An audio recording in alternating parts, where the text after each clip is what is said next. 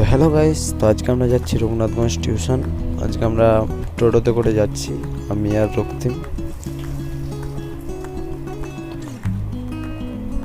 তো টিউশন হয়ে যাওয়ার পরে আমরা এখন দাদার ওখানে যাচ্ছি।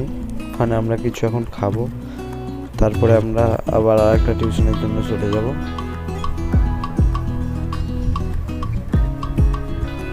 আমরা হেঁটে হেঁটে যাচ্ছি, যেহেতু আজকে আমরা টোটোতে এসেছি, সাইকেল আসেনি, সেই জন্য আমরা হেঁটে হেঁটে এখন দাদার ওখানে যাচ্ছি।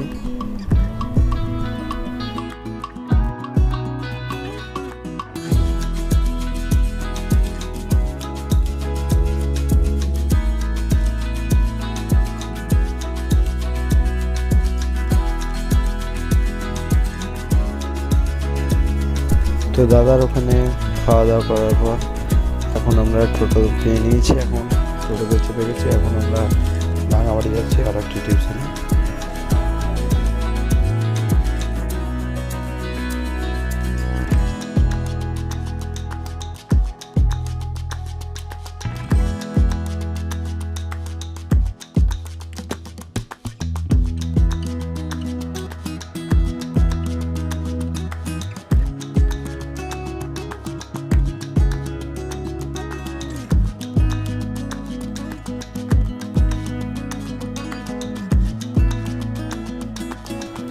তো বাঙামারি টিউশনে আমরা চলে এসেছি। আমাদের টিউশন ছুটি দিয়ে দিয়েছে, কিন্তু তাও বৃষ্টি হচ্ছে, সেই জন্য আমরা বসে আছি।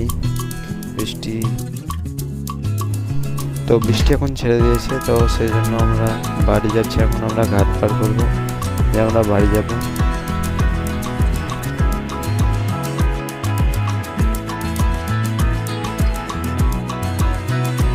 তো কালকে আমি একটি রূপবেদী বানিয়েছিলাম, এই বেদিটা, তো ওটার ব্লগ করা হয়নি, তখন রাত হয়ে গেছিলো, মোটামুটি সন্ধ্যার দিকে এসেছিলাম, সেই জন্য হয়নি। তো এই বেদিটা আমরা সাজাতে লেগেছি, এই যে আমি আর এই বউ, আমরা দুজনে সাজাচ্ছি। তো সাজানো কমপ্লিট, এখন ফল টল সব সাজানো হয়ে গেছে, আপনারা ফিনিশিংটা দেখে নেন।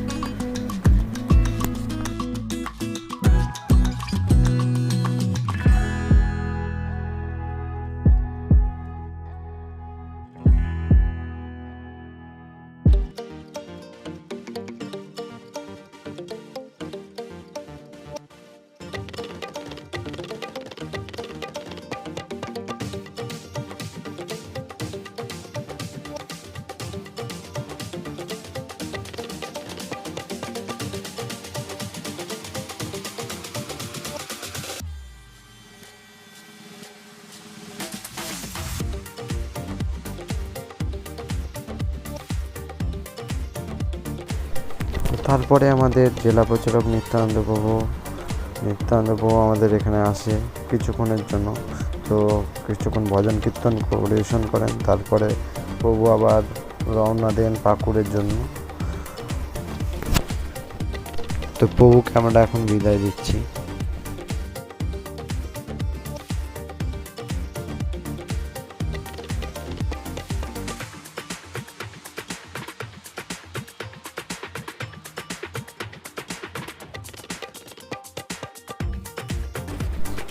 তো প্রভুকে বিদায় দেওয়ার পরে আমাদের এবার যজ্ঞ শুরু হয়।